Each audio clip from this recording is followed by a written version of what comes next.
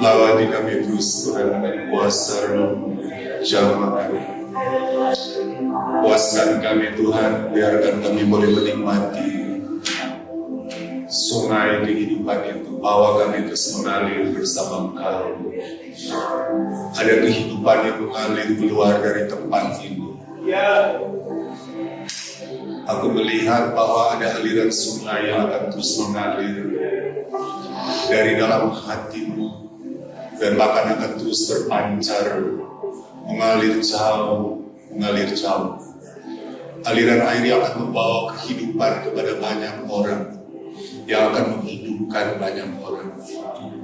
Tuhan mau menjadikan Engkau sebagai saluran air kehidupan itu. Biarkanlah hidupmu menjadi saluran air itu, dan Engkau akan menjadi berkat dimanapun Engkau pergi dan berada. Dia begitu sangat rindu kehidupan boleh menjadi aliran-aliran sungai tersebut. Terima kasih Bapa, kami bersyukur kepadamu buat kehadiranmu. Kami mengembalikan semua hormat, semua pujian, kemuliaan hanya bagi Engkau. Engkau Raja di atas segala raja, Engkau Tuhan di atas segala Tuhan. Terpujilah namamu dalam nama Yesus. Mari sama-sama kita beri kemuliaan buat Tuhan.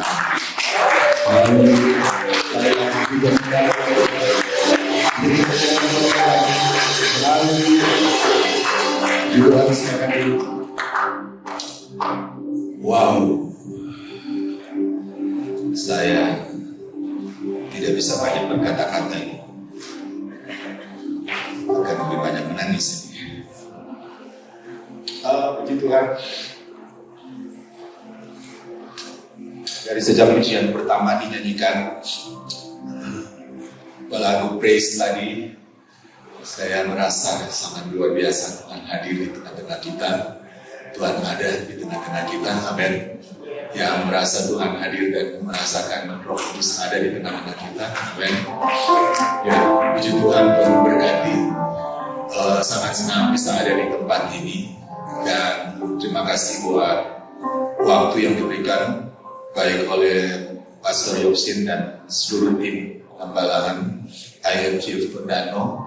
Merupakan sebuah kehormatan bagi saya untuk ada di ruangan yang baru setelah tahun lalu ada di ruangan yang panas. Biasanya saya sudah harus buka jaket, tapi hari ini saya harus pakai jaket dari sejak pujian pertama karena ada sesuatu suasana yang berbeda.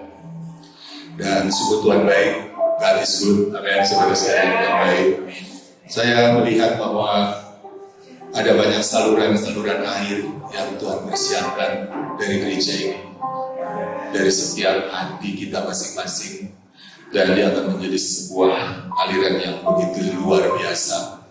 Tahukah saudara sekalian, sungai yang begitu besar Sungai Amazon dan Sungai Nil. Sungai Nil itu dia dimulai dari Ethiopia sampai dengan segelintir sungai yang kecil, tapi kemudian dia menjadi sungai yang sangat besar, bermuara di Mesir sana. Itu karena dimulai dari sumber-sumber yang kecil yang rela mau mengalirkan dan yang mau menyalurkan air tersebut, amin. Tuhan senantiasa ingin hal itu terjadi di tengah-tengah gereja ini, dan saya percaya Anda akan menangkap visi Tuhan, amin. Anda akan menangkap 2025 ada banyak sekali pekerjaan, ada banyak proyek dari Tuhan yang perlu kita kerjakan, dan saya percaya bahwa Tuhan memanggil semua kita. Makanya tema tuning ini memastikan semua channel gelombang signal radionya itu terjun dengan benar, ya. Biasanya kalau 91,0 Manado itu dulu itu radio Mitra Kawanua. Kalau saya taruh di 90,5, dia ada suara. Tetapi ada kresek-kreseknya. Kresek-kresek tahu, bukan tas plastik, tapi tidak maksimal. Dengarnya tapi tidak banyak gangguan kresek-kresek. Tetapi ketika kita taruh di 91,0 sesuai dengan frekuensinya, wow, suaranya message jernih sekali. Nah, Allah ingin supaya kita bisa mendengar suara Tuhan dengan baik, dengan benar, dan hati kita itu adalah perangkat kerasnya untuk kita menangkap signal daripada surga. Itu perlu kemudian dibaharui, perlu terus di refresh sehingga semua apa yang menjadi gangguan-gangguan itu akan tersingkir karena Anda bisa mendengar maksud dan kehendak Tuhan. Hari ini Bapak Ibu Saudara sekalian, saya ingin berbicara tentang satu tema, meresponi tentang bagaimana kita bisa terkoneksi dengan benar dengan Allah, dengan kebenaran, dan kita akan melihat tentang bagaimana tema ini, yaitu giving, memberi. Sama-sama kita bisa katakan 2, 3, memberi. Halo, 1, 2, 3, memberi. Ya, oke. Tahukah saudara sekalian bahwa memberi ini adalah sesuatu yang diajarkan oleh firman Tuhan, dan ini sangat penting untuk kita pahami. Namun sebelumnya saya ingin membacakan, tidak ada di slide, saudara bisa membuka HP saudara, Alkitab saudara, terambil dari 2 Korintus pasal yang ke-8. Kita akan membaca 9 ayat secara cepat. Saya akan membaca, saudara bisa bergerak dengan saya di dalam ayat-ayat tersebut. Di dalam 2 Korintus pasal yang ke-8 ayat 1 sampai ayat 9. Demikian bunyinya, saudara-saudara, kami hendak memberitahukan kepada kamu tentang kasih karunia yang dianugerahkan kepada jemaat-jemaat di Makedonia, jemaat di Makedonia. Selagi dicobai dengan berat dalam berbagai penderitaan, sukacita mereka meluap. Sekali lagi, selagi dicobai dengan berat dalam berbagai pencobaan, penderitaan, sukacita mereka meluap, dan meskipun mereka sangat miskin, namun mereka kaya dalam kemurahan. Aku bersaksi bahwa mereka telah memberikan menurut kemampuan mereka, bahkan melampaui kemampuan mereka. Dengan kerelaan sendiri mereka meminta dan mendesak kepada kami supaya mereka juga beroleh kasih karunia untuk mengambil bagian dalam pelayanan kepada orang-orang kudus. 5. Mereka memberikan lebih banyak daripada yang kami harapkan. Mereka memberikan diri mereka pertama-tama kepada Allah, kemudian oleh karena kehendak Allah juga kepada kami. Sebab itu kami mendesak kepada Titus supaya ia mengunjungi kamu dan menyelesaikan pelayanan kasih itu sebagaimana ia telah memulainya. Maka sekarang sama seperti kamu kaya dalam segala sesuatu, dalam iman, kaya dalam perkataan, kaya dalam pengetahuan, dalam kesungguhan, dan untuk membantu dan dalam kasih terhadap kami, demikian juga hendaknya kamu kaya dalam pelayanan kasih ini. Aku mengatakan hal ini bukan sebagai perintah, melainkan dengan menunjukkan usaha orang-orang lain untuk membantu. Aku mau memuji keikhlasan kasih kamu, karena kamu telah mengenal kasih karunia Tuhan kita Yesus Kristus, bahwa Ia yang oleh karena kamu menjadi miskin, sekalipun Ia kaya supaya kamu menjadi kaya oleh karena kemiskinannya. Nah, saudara, kita lihat di sini ada 2 kontradiksi, ada 2 perbedaan yang sangat menyolok antara Makedonia dan kemudian jemaat di Korintus. Apa yang terjadi di dalam masalah satu tema, yaitu soal memberi? Yang berbeda di sini bahwa satu miskin, satu kaya. Betul? Anda perhatikan, satu miskin, satu kaya. Makedonia, dalam pernyataan Paulus dalam ayat-ayat ini, mereka miskin sebenarnya.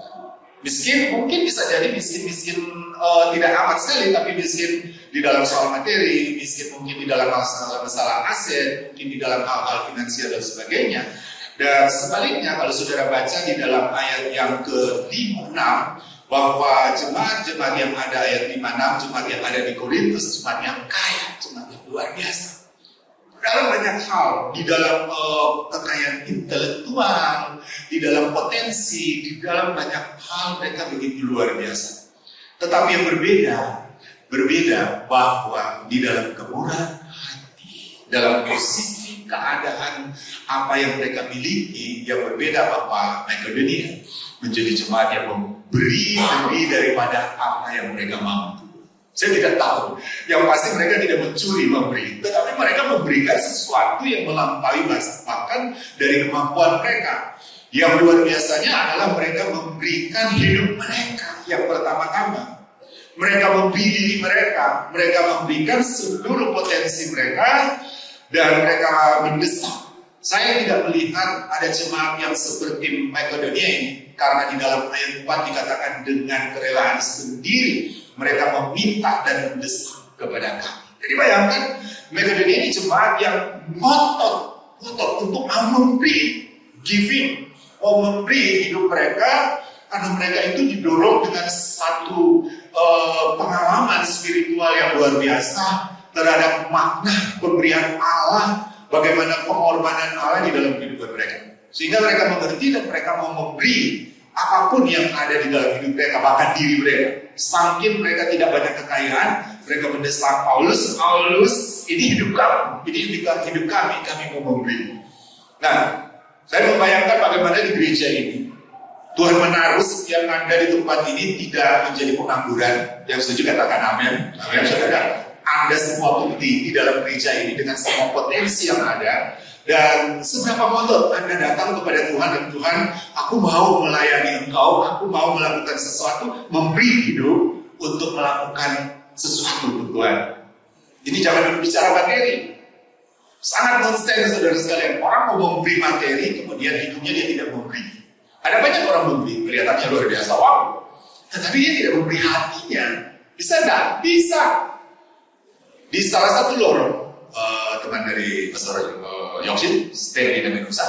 Di situ bisa berdiri orang, ya maaf ya, yang tidak melihat. Mereka di situ bisa ada sampai 45. Nah, seringkali kita lewat di situ dan ada orang memberi dan sebagainya. Satu kali kakak saya lewat dan dia memberikan tamu-tamu 50.000. Saya bilang, wow, luar biasa. Biasa cuma 2.000, ini 50.000. Dia bilang, ya. Terus saya bilang, lah kamu bikin standar tinggi sekali, nanti kita kasih 2.000, ini bagaimana ini? Tapi apakah hatinya betul-betul memberi? Tidak, saudara. Sebenarnya cuma karena memang ya sebab itu dikasih.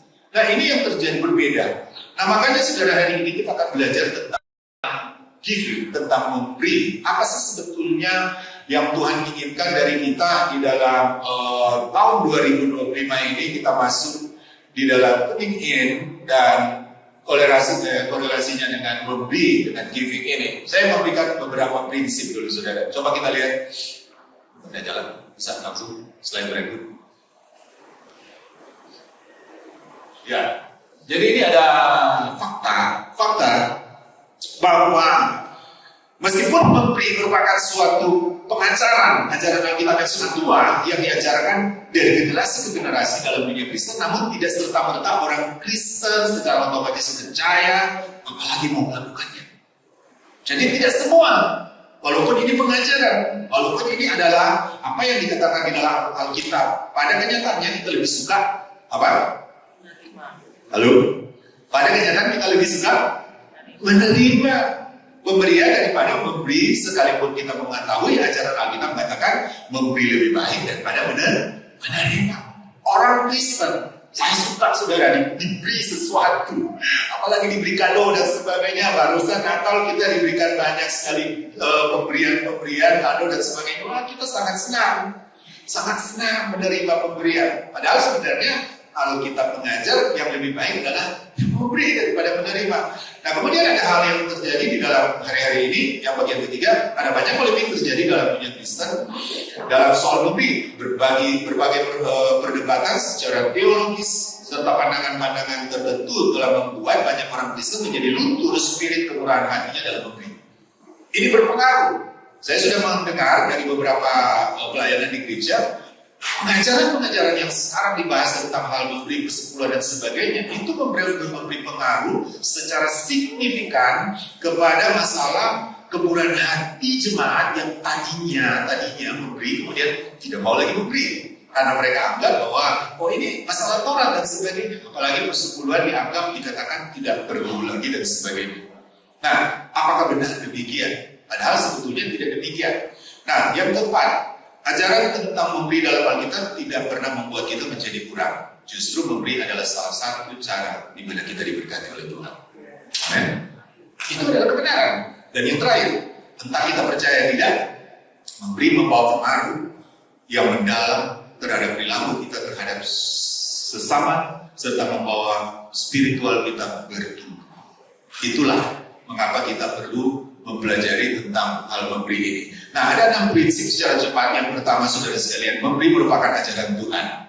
Memberi itu merupakan ajaran Tuhan. Kalau kita melihat di dalam firman Tuhan, Kisah Rasul 20 ayat 35, Di sana dikatakan, Yesus mengatakan perkataan Tuhan Yesus, sebab dia sendiri telah mengatakan adalah lebih berbahagia memberi daripada menerima. Sambil saudara mengatakan kalimat ini, saudara katakan kepada kiri kanan. 2, 3. Adalah lebih berbahagia memberi daripada menerima.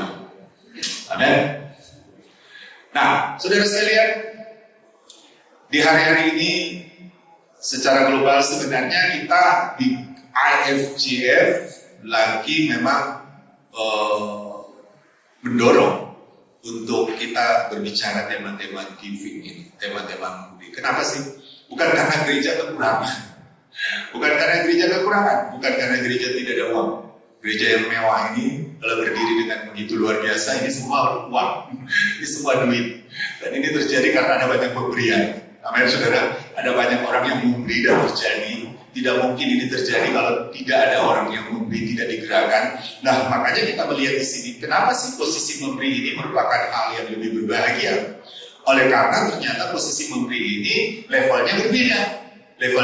Saya ada di level yang lebih tinggi daripada Bapak Ibu saudara sekalian, sehingga saya dapat melihat lebih banyak situasi ketimbang saya duduk sama-sama dengan Bapak Ibu. Itu artinya dimana ketika kita memberi, kita ada di satu level yang berbeda ternyata.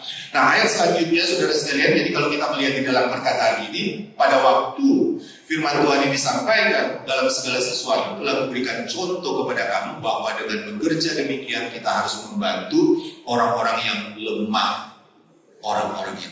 Jadi posisi pengajaran Kristus ini, pengajaran Tuhan ini karena ada kebutuhan di sana.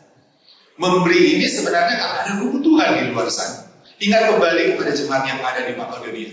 Anda dan saya diajar memberi bukan karena saudara nanti banyak dulu. Bukan, saudara. Nanti kalau saudara punya status, punya 1 M, punya 10 M dan sebagainya, belum tentu, saudara, belum tentu. Orang yang memiliki banyak belum tentu dia memiliki kemurahan hati. Belum tentu, saudara. Karena ada kebanyakan orang justru dia banyak, dia semakin menimbul. Dia begitu sangat pelit, sangat tidak suka di dalam hal memberi, rasa terganggu dan sebagainya. Nah, kalau kita melihat di sini ngototnya jemaat Makedonia, saya suka sekali, mereka begitu sangat ngotot. Sementara jemaat yang ada di Korintus, nanti Paulus desak mereka, Paulus dorong mereka. Paulus katakan kamu harus begini dan seterusnya. Nah, ini yang berbeda. Makanya kita harus melihat bahwa poin penting di sini bahwa prinsip yang pertama memberi itu merupakan ajaran Tuhan, bukan ajaran IFGF, bukan ajaran gereja. Gereja kita memiliki 10 visi, salah satunya di visi ke-8. Kalau dulu dipakai House of Giving, sekarang tinggal Giving. Nah, kita mengerti bahwa kalau jemaat menjadi jemaat IFGF, apa yang akan dilakukan di dalam gereja? Jadi gereja akan membawa kemana? Gereja kita selain people is our mission, connect with God, make disciples, maka kita ada punya 10 visi. 10 visi itu dimulai dengan House of Power, pray, baru House of Power, dan seterusnya. Ada 10. Dan yang ke-8 itu adalah House of Giving. Jadi jemaat akan diajarkan di dalam 10 visi ini bagaimana menjadi jemaat yang bertumbuh, mengenal tentang kebenaran firman, mengalami kuasa, mengalami kehidupan yang balance, mengalami kehidupan di dalam kebenaran firman, dan kemudian ada tentang pengajaran masalah memberi. Jadi itu bukan sesuatu yang asing di dalam gereja kita. Karena pertama-tama di dalam IFGF tidak menganut bahwa pendeta itu pegang uang. Anda boleh cek kan, gembala tidak pernah pegang uang. Gembala walaupun punya otoritas, tetapi dia tidak mengotak-atik uang dan sebagainya. Karena kita memiliki aturan main di mana semua keuangan gereja itu ditata dengan benar, dikelola dengan benar, sehingga itu akan menimbulkan rasa percaya oleh semua orang yang memberi. Jadi jangan takut saudara sekalian, ketika Anda memberi di dalam gereja ini, Anda tidak akan jadi gereja akan mengatur sedemikian rupa. Jadi ada pengelolaan yang baik, ada pengaturan yang benar dari keuangan yang Anda berikan di dalam gereja. Ada banyak sekali gereja orang Anda bilang bakal lain gara-gara tidak ada bertanggung jawab dan sebagainya. Tapi ketika ada di dalam gereja ini kita diajar tentang bagaimana cara kita di dalam hal memberi dan kemudian mengelola. Yang kedua, memberi ini adalah mengenai ungkapan syukur atas kebaikan Tuhan. Jadi kalau saya ngomong tentang memberi dan Anda mau memberi, itu karena sebagai salah satu rasa syukur kita kepada Tuhan. Bukan karena terpaksa, itu karena aturan dan sebagainya. No, bukan. Anda dan saya memberi karena ada rasa syukur kepada Tuhan. Bahkan apa yang kita berikan itu pun Tuhan sendiri tidak akan memakai. Allah itu tidak dapat dikasih duit, lebaran duitnya. Tapi Tuhan mau kita memberi itu karena ada pekerjaannya di muka bumi ini. Ada pelayanannya di muka bumi ini yang memang kita perlu support. Dan pemberian Bapak Ibu Saudara sekalian itu sebetulnya pertama-tama bukan soal supaya gereja menumpuk uang, supaya orang-orang itu kemudian mereka bisa tercukupkan kebutuhannya. Tetapi yang pertama, karena kita mau bersyukur kepada Tuhan atas setiap berkat yang Tuhan beri kepada kita. Amin, saudara. Itu adalah ungkapan syukur, bukan soal karena supaya. Saya ingat dulu saudara waktu saya jadi gembala di Kota Mobagu. Saya jadi gembala. Ini saya cerita jujur saudara sekalian. Saya punya salah satu anggota jemaat yang memang kaya. Dia mobilnya 24 saudara. Terdiri dari truk, kemudian angkot, dan ada bengkel, ada berbagai macam. Jadi memang orang kaya. Saya saja membayangkan kalau di tahun itu saya bisa terima secara utuh persepuluhan, saya sudah kaya lama, saudara. Tapi apakah demikian? Tiba-tiba saya diberitahu kepada saya oleh salah satu jemaat, Pak Gembala, sorry ya Pak Gembala, kita mau jujur, ini ada satu jemaat dan dia langsung bilang orang tersebut, kenapa dia tidak mau memberi persepuluhan kepada Pak Gembala? Dia takut Pak Gembala jadi kaya. Saya bilang, astaga. Saya tidak hidup karena mengharapkan seperti itu. Saya hidup dari Allah sumber segala berkat. Saya cerita sedikit dulu, saya potong. Saya tidak tahu ini bisa menyelesaikan semua poinnya, tapi ini kesaksian yang baru-baru terjadi. Bulan Januari tiba-tiba kami ada pengeluaran yang mendadak dan cukup besar. Anak kedua mau lanjut S2. Dan dia ambil kursus semua, TOEFL dan sebagainya, dan biayanya sangat mahal. Jadi kursus itu saja kita harus investasi keuangan yang cukup besar. Dia banyak buku yang harus beli dan sebagainya. Nah, apa yang terjadi pada waktu itu kami mengeluarkan keuangan yang sebenarnya cadangan itu adalah untuk saya mau beli mobil. Saya mau beli mobil. Akhirnya saya tidak jadi beli mobil. Walaupun saya dikasih mobil, saudara, ada Alphard abu-abu di luar tahun 97 itu S-Pass, eksekutif pas-pasan. Itu Alphardnya ini kan nyaman saudara, full AC dan sebagainya, enak dibawa. Terbukti dia sampai di Tondano. Nah, saya tidak pusing dengan kendaraan murah atau mahal. Nah, tapi akhirnya kemudian saya dibeli. Itu kendaraan saya dibeli dan semua biaya perbaikannya lumayan besar, 15 juta, semua dibeli juga, bukan karena dari uang saya. Jadi pada waktu itu saya lihat saldo, akhirnya saldo ini dia kok tinggal 50.000 dan sebagainya. Saya bilang, kok habis juga ya uangnya. Tapi memang begitu, rekening saya itu datang dan pergi. Nggak pernah tahan lama. Nah, akhirnya kemudian istri saya ngomong, saya bilang, sudahlah, daripada kamu pikir keras-keras tentang masalah ini, itu tidak akan membuat kamu tiba-tiba di depan kamu ada uang. Saya cuma bilang segala sesuatu kita sudah jalani sampai tahun ini. Saya sudah menikah 33 tahun. Sampai hari ini saya katakan bahwa Tuhan sudah berjanji dulu. Dari sejak dulu Dia akan tetap mencukupkan setiap apapun kebutuhan. Amin, saudara. Dan tahulah saudara sekalian, saya pulang dalam perjalanan dari arah bandara pulang ke rumah, dan di perjalanan ada orang telepon. Pastor, saya kasih bikin mobil, tolong kirim nomor rekening gereja. Sudah, karena dia minta nomor rekening gereja, saya WA ke kantor. Ternyata dia sudah WA ini dulu. Saya udah baca, ternyata dia ada WA juga. Saya baca bilang, oh ternyata dia juga bukan cuma minta rekening gereja, minta rekening saya. Nah orang ini tidak ada di Manado, saudara. Orang ini ada di luar provinsi lain. Saudara, waktu itu saya pikir, ngapain dia minta rekening saya? Apa salah mungkin? Saya konfirmasi lagi. Ini benar nggak ini? Rekening saya juga diminta. Oh iya betul. Saya kasih langsung. Saudara, saya nggak pusing. 2 hari kemudian, saya lihat saudara sekalian dia kirim bukti transfer. Saya bersuka cita. Saya kasih surprise kepada istri saya. Kamu tahu nggak? Saya ditransfer buat sejumlah ini. Saudara bisa tahu nggak? Lumayan besar, 15 juta. Sesuai dengan apa yang dibutuhkan.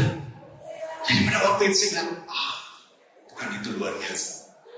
Di Desember kami menginvestasi, memberi. Kami mengeluarkan, biasanya memang kadang-kala saya di setiap tahun, dulu waktu saya dengan Pastor Yosi di kantor, kami mengenal gaji 13, betul ya. Setiap gaji 13 itu saya tidak pakai pribadi, tapi saya kasih untuk pelayanan pekerjaan Tuhan. Istri saya juga seperti itu, mensupport pelayanan. Saya bilang, sudahlah kita memberi bukan karena kita banyak, tapi ketika kita memberikan, kita percaya bahwa Tuhan itu tidak pernah tutup mata. Amin, saudara. Sehingga apa yang terjadi di dalam hal kita memberi ini merupakan satu kebenaran firman Tuhan yang kita lakukan sebagai rasa syukur kita kepada Tuhan. Ada suatu saat pada waktu mission trip anak-anak mau pergi ke ini, istri saya dia bilang, saya mau bikin ini semua dessert dan sebagainya selama 1 bulan ini itu hanya untuk support mission trip. Dan hasilnya lumayan luar biasa. Dia tidak mengambil 1 sen pun dari situ. Dia memberi. Saudara, Tuhan selalu membalas. Karena kita merasa bersyukur bisa mengambil andil di dalam posisi ini. Jadi memberi di sini adalah karena kita mau bersyukur. Kita mau berterima kasih. Allah memberikan kepada kita jauh lebih besar daripada apa yang kita beri. Di dalam poin yang ketiga, memberi ini adalah kunci kepada kelimpahan. Kunci kepada kelimpahan. Mari kita lihat ayat firman Tuhan. Di dalam poin yang ketiga ini, kalau kita lihat kunci kepada kelimpahan, Lukas 6:38, berilah. Baca sama-sama, 2, 3. Berilah dan kamu akan diberi suatu takaran yang baik, yang dipadatkan, yang digoncangkan, yang tumpah keluar dan dicurahkan ke dalam ribamu. Sebab ukuran yang kamu pakai untuk mengukur akan diukurkan kepadamu. Amin, saudara. Anda mau memberi berapa? Ukuran yang kamu pakai akan diukurkan kepada Anda. Memberi 1 sendok kopi atau 1 sondo nasi atau 1 sondo goreng, kurma goreng, atau 1 skop. Mana yang saudara mau? 1 sendok kopi. Atau ukuran yang kamu pakai akan diukurkan kepadamu. Kita mau mengukur Allah itu seperti apa sih? Sebenarnya ini ada satu pemahaman yang sebenarnya Tuhan ingin kasih tahu. Kamu pakai ukuran apapun, aku lebih besar dari ukuran itu. Karena aku dapat memberi, bahkan dikatakan digoncangkan, bahkan sampai tumpah meluber. Ternyata itu yang benar. Tuhan mau seperti itu. Saudara, all out-nya di sana, kita tidak usah pikir jumlah yang kita kasih. Andai kata begini, anak pun memberikan 10.000 itu merupakan yang terbaik yang Anda beri. Percaya saudara sekalian, itu tidak akan kembali 10.000 di dalam hidup. Itu akan kembali berlipat kali ganda. Karena Tuhan katakan firman Tuhan, berilah dan kamu akan diberi. Jadi bagaimana kita hidup di dalam kelimpahan? Kuncinya adalah harus memberi. Saya selalu suka dengar dulu Pastor Handoyo dia katakan, untuk kita keluar dari semua kemiskinan, kita harus belajar memberi. Ternyata orang Makedonia, walaupun dikatakan mereka kategori orang yang miskin, tapi ternyata mereka tidak miskin juga. Mereka adalah orang yang kaya luar biasa, karena sanggup memberi lebih daripada jemaat yang ada di Korintus yang super kaya sebenarnya mereka. Nah, ada statement seperti ini, bila dilakukan. Memberi bila dilakukan dengan benar, tidak membuat kita kekurangan, sebaliknya membawa kita kepada kelimpahan. Itu adalah prinsip. Ada slide-nya itu, tulisan kuning semua. Memberi bila dilakukan dengan benar, tidak membuat kita kekurangan, sebaliknya membawa kita kepada kelimpahan. Amin, saudara. Saya bangga, saya senang ada di jemaat AFJ Manado, di mana jemaat diajar dengan kemurahan hati yang luar biasa. Pada waktu gempa di Palu, AFJ Manado yang lebih dahulu masuk bantuannya di kota Palu, dan kita bergerak dengan cepat dalam 2 hari. Bantuan sudah tiba 1 kali 24 jam perjalanan di sana, dan itu sebenarnya sudah terbangun. Jemaat ini sudah terbangun, budaya kemurahan hati itu sudah terbangun, sehingga kepedulian terhadap sesama, kepada sesama jemaat dan bahkan kepada orang lain itu luar biasa tinggi. Tidak bisa melihat bahwa ada sikon-sikon yang tertentu kemudian masa bodoh biasa. Tidak, saudara. Jemaat-jemaat ini dilatih dengan hal seperti itu, sehingga kita juga sebagai hamba Tuhan tertantang untuk melakukan hal yang sama. Belum masa jemaat melakukan, kita hamba Tuhan yang mengajar cuma tahu ajar. Tidak demikian. Justru kita harus juga menjadi bagian besar. Saya kemarin saya katakan kepada istri saya selalu, setiap masuk tahun baru, tanggal 1, tanggal 2, tanggal 3 atau tanggal 4, yang pertama-tama berkat yang kita dapat, berapapun, saya tidak peduli berapapun jumlahnya, itu merupakan buah sulung. Jadi itu selalu, sudah 33 tahun kami meningkat, selalu saya katakan, berkat yang pertama yang kita dapatkan, mau berapapun jumlahnya, itu buah sulung. Jangan diambil. Saudara tahu, karena buah sulung itu menguduskan penghasilan kita di dalam sepanjang 1 tahun. Wow, luar biasa. Saya sebenarnya memang diajar oleh bapak saya pendeta di PDI, dan dia mengajar kepada saya. Dan kemudian saya mulai melakukan. Bahkan saya sudah pernah khotbah di situ. Bersepuluhan saya dapat jajan. Setiap kali dapat jajan, anak-anak saya juga saya ajar. Dan tidak heran mereka masih melakukan, dan saya sering kali melihat Febo bagaimana dia, Glory juga demikian. Jadi mereka melakukan hal yang sama. Bukan soal kita mau taat aturan gereja dan sebagainya, tetapi kita mau menyatakan kepada Tuhan bahwa kebenaran ini adalah kebenaran yang ya dan amin. Sehingga di dalam semua apapun yang kita dapatkan, semuanya itu kita harus sisihkan. Jadi di dalam keuangan kita menyisihkan bukan cuma persepuluhan. Saya dengan istri saya juga menyisihkan untuk pelayanan-pelayanan yang lain, pelayanan misi dan sebagainya. Saya sudah tidak peduli dengan masalah urusan keuangan karena dia yang urus. Saya seringkali tanya, ini uang apa ya? Yang mereka itu doi. Itu untuk mensupport pelayanan ini dan sebagainya. Wah. Jadi ya sudah. Jadi ini luar biasa. Saya bangga dengan hal itu. Kenapa? Karena justru pada waktu saya ke Amerika, saya melihat bukti nyata pemeliharaan Tuhan yang luar biasa. Perjalanan kami waktu itu menghabiskan uang 75 juta kami suami istri. Tapi tahukah saudara sekalian, semua biaya perjalanan 75 juta itu bukan keluar dari keuangan kami pribadi. Tapi Tuhan semua yang menyediakan, Tuhan yang membiayai, Tuhan yang melakukan semuanya. Amin, saudara. Febo terkaget-kaget waktu dia tiba di Amerika. Dia tidak pernah mengenal yang namanya Seska. Seska ini mengikuti Febo pergi ke toilet. Dan kemudian dia bilang begini, Febo, saya bergerak memberikan ini kepada kamu. Febo kagetnya luar biasa. Itu pertama kali dia menginjak Los Angeles, dia mendapat berkat di sana. Itu bukti, saya katakan, Febo, kamu sekolah di sana, Tuhan akan pelihara kamu. Itu betul, saudara. Itu terjadi. Selama saya di sana, nginap di hotel, dari hotel ke hotel, saya sewa apartemen dan sebagainya, itu tidak pernah saya keluarkan uang.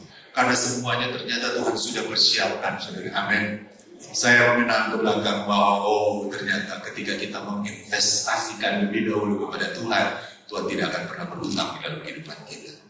Itu adalah prinsip di mana kita memberi dan Tuhan akan memberi kepada kita. Yang keempat, memberi harus dengan sukacita dan sukarela. Ayat tadi kita sudah baca, saya tidak akan lama-lama di sana. Tapi tadi kita memberi bukan karena terpaksa. Anda tidak serta-merta memang kemudian menjadi orang yang murah hati. Anda mendengar khotbah seperti ini tidak serta-merta. Ada masa di mana kita harus memang mengalami proses belajar ada kalanya rasanya, aduh Tuhan kedagingan. Ada suatu saat kemudian ketika saya mendapat berkat, kemudian Tuhan Roh Kudus berbicara kepada saya. Itu gunanya tuning in. Kita terkoneksi dengan Tuhan. Tuhan bicara. Kamu jangan pakai uang itu, jangan gunakan. Berikan kembali. Saya polos saja. Oke Tuhan, saya kasih. Padahal lagi butuh saudara, lagi butuh. Saya ingat pada waktu saya kuliah di Bandung, uang saya tinggal itu yang ada. Pada waktu persembahan di jalan, saya mau pulang dari Jakarta ke Bandung. Saya bilang, Tuhan, saya mau beli bagaimana ya? Ini tinggal ini, doi pulang ini. Tapi Roh Kudus dengan kuat katakan, kasih, beri. Saya tidak tahu selesai gereja, waktu pulang, ada satu orang mana yang belum ketemu saya. Dia bilang, hey Stefan, kan ada di sini. Oh ya, saya mau pulang ke Bandung, selesai ini. Dan saudara tahu, nanti ini saya tergerak memberikan kepada kamu. Wah, saya bilang, luar biasa. Padahal saya berikan tidak seberapa. Tapi ketaatan, bagaimana kita memberi dengan sukacita, bukan karena dengan terpaksa, Allah akan membalas ternyata dengan begitu luar biasa dalam kehidupan kita. Saya cerita kepada kita dalam perjalanan. Mungkin saya full time yang bukan bilang ganti-ganti kendaraan sih, tapi ini Espasi ini kendaraan yang ketujuh. Dari sejak saya membeli kendaraan pertama, ini yang ketujuh. Saya bilang begini, Tuhan tahu, Tuhan tahu. Apapun kebutuhanmu, kebutuhan finansialmu, kebutuhan lainnya, Tuhan itu sangat tahu. Tapi mari saudara sekalian belajar untuk kita menginvestasikan sesuatu untuk pelayanan pekerjaan Tuhan. Amin. Saya maju saudara sekalian. Di dalam poin yang kelima, memberi membawa kita kepada kebahagiaan. Memberi membawa kepada kebahagiaan. Ayatnya firman Tuhan sama-sama kita baca Matius 5 ayat 7. Saudara lihat di sana. 2, 3. Berbahagialah orang yang murah hatinya, karena mereka akan beroleh kemurahan. Di dalam 2 Korintus 8 ayat 1-5 yang tadi kita sudah baca, bagaimana jemaat di Makedonia di dalam ayat 2 selagi dicobai dengan berat dalam berbagai penderitaan, sukacita mereka meluap, dan meskipun mereka sangat miskin, namun mereka kaya dalam kemurahan. Ini yang berbeda. Anda bukan soal banyak. Memberi itu bukan karena soal saudara punya begitu banyak, tetapi soal bagaimana dari hati ada satu luapan sukacita. Bahkan mereka desak kepada Paulus, kami mau mengambil bagian di dalam pelayanan pekerjaan Tuhan. Diri kami terutama. Kalau sudah diri kita, saudara sekalian, otomatis juga yang lain akan mengikuti. Ada orang Kristen, dia cuma DP diri dia mau, tapi DP dompet belum bertobat, saudara. Belum bertobat. Nah, kita harus mengalami transformasi di dalam masalah hal ini, saudara. Karena saya percaya kalau Anda melakukan ini dengan benar, Anda akan mengalami kelimpahan di dalam Tuhan. Yang terakhir, yang keenam, di dalam poin ini, saudara sekalian, mari kita lihat bahwa yang keenam, ternyata di dalam memberi ini ada momentumnya, ada kesempatan. Di mana ayatnya? Mari kita baca sama-sama. Galatia 6 ayat 7-10. Kita membaca sama-sama 2, 3. Jangan sesat, Allah tidak membiarkan dirinya dipermainkan, karena apa yang ditabur orang itu juga akan dituainya. Sampai sini dulu. Jadi setiap taburan itu akan ada tuaian. Setiap taburan ada tuaian. Mari kita lanjut ayat 8. Sebab barang siapa menabur dalam dagingnya, ia akan menuai kebinasaan dari dagingnya. Tetapi barang siapa menabur dalam roh, ia akan menuai hidup yang kekal dari roh. Itu ayat 9. Janganlah kita jemu-jemu berbuat baik, karena apabila sudah datang waktunya, kita akan menuai jika kita tidak menjadi lemah. Ayat 10. Karena itu, selama masih ada kesempatan bagi kita, marilah kita berbuat baik kepada semua orang, tetapi terutama kepada kawan-kawan kita seiman. Nah, semua ada waktu ternyata. Di dalam hal kita memberi, di dalam hal kita melakukan investasi, ternyata ini ada waktu. Ada timing, selalu ada timingnya, ada waktunya. Di dalam ayat ini dikatakan bahwa jangan kita jemu-jemu berbuat baik. Karena apabila sudah datang waktunya, kamu akan menuai. Tuhan, baik di dalam hal menabur maupun hal di dalam menuai, itu ada waktu. Ada waktu di mana kita menabur, ada waktu di mana Anda akan menuai apa yang Anda tabur. Tidak mungkin, saudara. Saya lihat di sini ada Lovina Bopaya yang saya selalu datang tanya kepada Pastor Yoksin. Oh, ternyata ada. Jadi artinya apapun yang kita tabur itu pasti dia akan bertumbuh. Pasti dia akan bertumbuh. Dan kalau dia sudah bertumbuh, dia pasti akan menghasilkan sesuatu dari tumbuhan tersebut. Tidak mungkin, saudara, itu hukum alam. Apapun yang kita tanam di dalam tanah ini, kalau itu benih, dia akan bertumbuh dan dia akan menjadi sebuah pohon yang menghasilkan. Ayat 10. Sebab itu dikatakan selama masih ada kesempatan. Nah, ini akan dipertajam dengan ayat ini. Mari kita lihat ayat ini, saudara. Di dalam Keluaran pasal 36 ayat yang ke-6 sebagai ayat yang terakhir. Saya membacakan dan saudara simak ayat ini. Keluaran 36 ayat 6. Lalu Musa memerintahkan supaya dimaklumkan di mana-mana di perkemahan itu demikian, tidak usah lagi ada orang laki-laki atau perempuan yang membuat sesuatu menjadi persembahan khusus bagi tempat kudus. Demikian rakyat itu dicegah membawa persembahan lagi. Wah, saya bilang, wah, saya ini satu-satunya ayat di dalam Alkitab di mana seorang hamba Tuhan menolak persembahan dari jemaatnya. Karena pada waktu itu sebelumnya sudah diumumkan kepada jemaat, pada waktu itu sudah diumumkan pembangunan bait Allah di padang belantara itu akan dimulai. Ini denahnya, ini adalah gambarnya, seperti ini, alat-alatnya ini, bahan-bahannya ini semua diumumkan. Nanti kemudian terjadi respon bahwa jemaat kemudian mulai bergerak memberi. Tapi ada yang bermalas-malasan. Ada yang bilang, nanti juga. Saya sering mendengar begini, ada orang bilang begini. Pokoknya berapa divisi sisa itu yang kita akan kasih. Jadi dia selalu berharap divisi sisa nanti dia kasih. Nanti juga, pokoknya berapa divisi sisa nanti kita yang kasih. Saudara sekali dia berharap itu dia akan terjadi. Ada momentum yang ternyata tidak, saudara. Ternyata orang sudah memenuhi semua. Persis kemarin itu ada yang kita penuhi. Oh sudah terpenuhi semua. Ya karena ini orang berlambat-lambatan. Saudara, ternyata di dalam Al-Quran itu ada waktu, ada saat. Kalau kita sudah lewat di dalam momentum itu, maka berarti berkat itu juga lewat. Berkat itu juga lewat. Makanya kenapa kadang-kala kita merasa, oh Tuhan, sepertinya ada yang miss di dalam hal kemurahan hati, di dalam hal kita memberi. Karena ternyata semua itu ada waktunya. Saya belajar dari peristiwa waktu saya mendatang ke Tondano. Masih di sana ya gerejanya, di hotel, saya lupa. Waktu itu saya mau datang dengan sepeda motor, masih sepeda motor, berbeda kendaraan mobil Suzuki Space. Waktu itu saya pagi-pagi datang.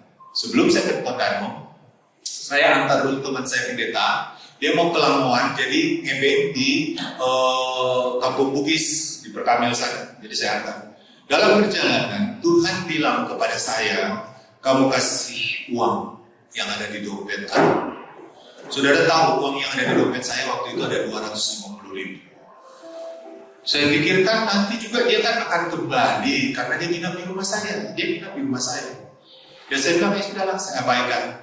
Oke, saya langsung kasih tempat situ dan saya terus datang ke Tondano. Tahu-tahu saudara sekalian di Benelek, kita tasik uju. You know, tasik uju. Kita taruh uju. Apa sih? Aduh, tuh di dekat mesin situ DP tikungan itu kan, DP aspal kasar sekali juga.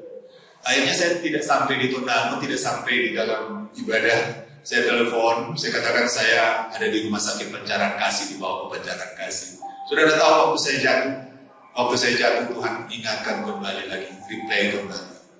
Ingat tadi waktu saya sudah sungguh kamu kasih. Saya bilang, Tuhan ampuni saya. Jadi akhirnya Pak Rudi dikunjungi saya di rumah sakit. Saya dibawa ke rumah sakit. Di lutut ada monumen. Jadi di lutut saya itu ada monumen di sini. Sampai sekarang kalau dicubit orang pada bilang ini sobat dirasa sudah. Biar cubit kuat-kuat, nyata sunat parasa. Karena itu saraf waktu itu terbentur di aspal, ya mati rasa. Jadi itu momen di mana saya selalu ingatkan, saya mengabaikan momentumnya. Orang dia sudah mau pulang, saudara. Di dompet saya ada 2,5 juta. Ada 2,5 juta. Saya panggil dia, ayo kita makan. Dan saya belanjakan semua dia. Tapi Tuhan katakan, kasih semua apa yang ada di dalam dompet kamu. Saya kasih, saudara.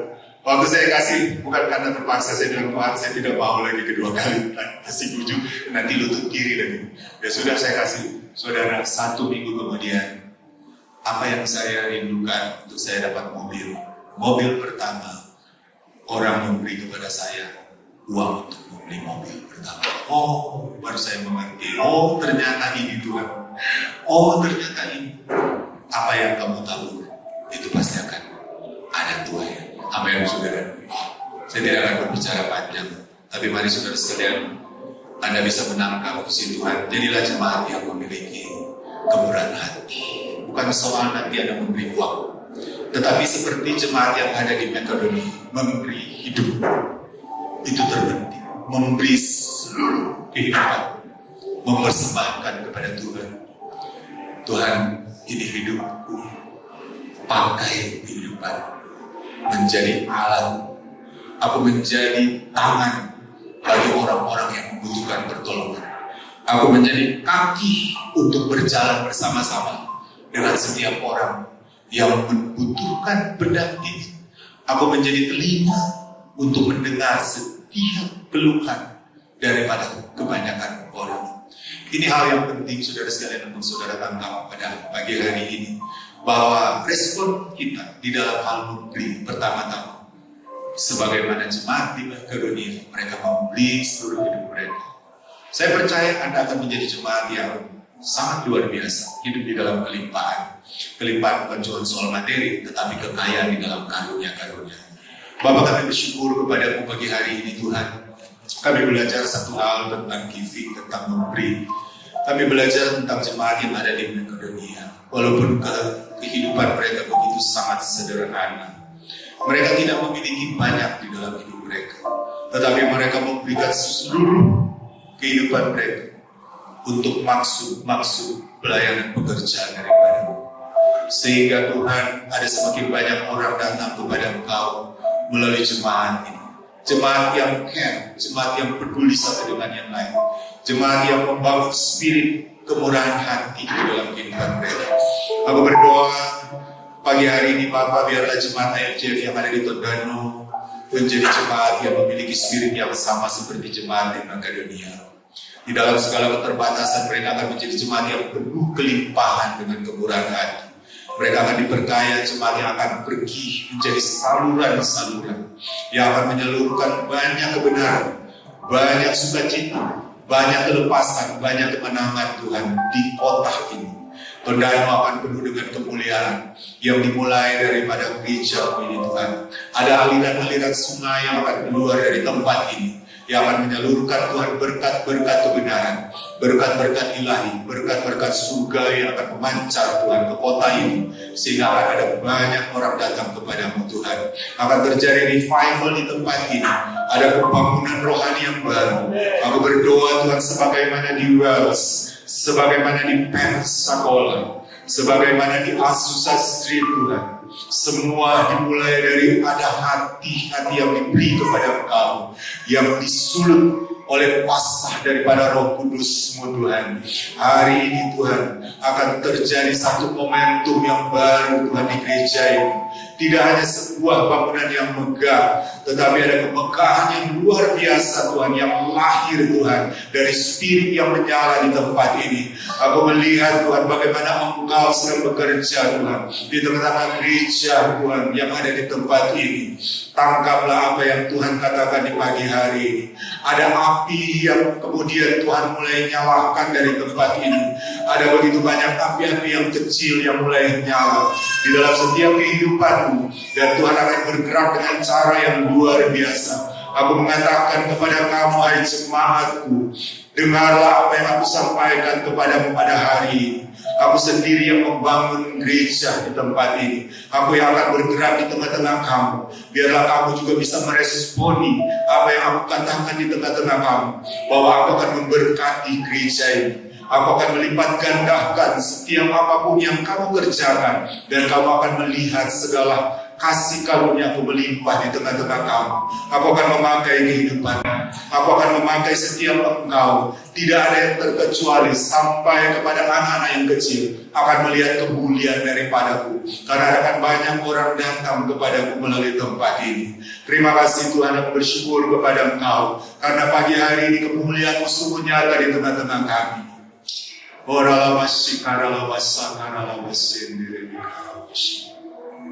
Terima kasih Tuhan, terima kasih Yesus.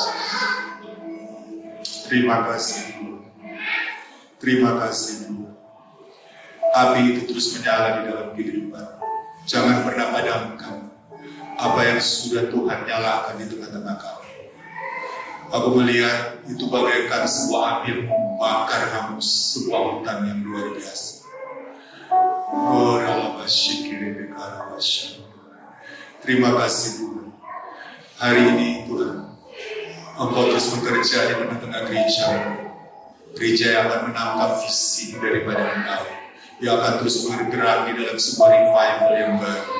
Terpujilah nama-Mu Bapa, meteraikan setiap kebenaran firman. Dalam nama Yesus, kami berdoa dan bersyukur kepada-Mu. Haleluya. Amin. Puji Tuhan, saudara-saudara. Saya hampir tidak bisa menahan selalu suasana di hari ini. Saya tidak tahu kenapa. Tapi tadi memang Tuhan menyatakan ada api-api yang kecil yang Tuhan sudah mulai nyalakan di tengah-tengah Anda sekalian. Dan itu akan menjadi sebuah api yang besar. Kalau kemarin Anda melihat California terbakar, Los Angeles terbakar, itu karena ada sundutan api yang kecil. Dan Tuhan mau membakar hal itu di dalam kehidupan Anda. Dan Anda akan dipakai oleh Tuhan secara luar biasa. Saya tidak mengerti kenapa, tetapi saya diingatkan kembali pada waktu tanah ini diberi, itu kita ibadah di sana dengan Pak Rekian yang sangat malunya, yang bertolak. Tuhan ingatkan kembali lagi kebenaran firman Tuhan yang saya wariskan waktu itu. Tuhan katakan bahwa ada satu kebangunan rohani yang akan terjadi. Itu kembali, itu suasana itu balik hari ini. Suasana itu balik hari ini. Saya tidak tahu berapa tahun lalu, tapi gambaran itu nyata balik hari ini bahwa ada sesuatu yang akan bergerak dari tempat. Saya percaya bahwa ketika saya mengunjungi Azusa Street di Los Angeles, saya lihat itu tinggal hanya momentum saja bangunan. Tapi saya dibawa ke Boni, rumahnya Boni. Itu cikal bakal pembangunan rohani di Amerika tahun 1906. Di situ baru saya mengerti ada satu bangunan tua. Pada waktu cuma piano tua yang dimainkan. Sampai pelacanya itu roboh. Karena orang yang datang berjubel luar biasa. Dan gambaran-gambaran seperti ini Tuhan akan menunjukkan kepada IFJ yang ada di tengah. Anda percaya, Anda akan melihat hal itu terjadi. Amin, saudara. Tuhan memberkati kita semua.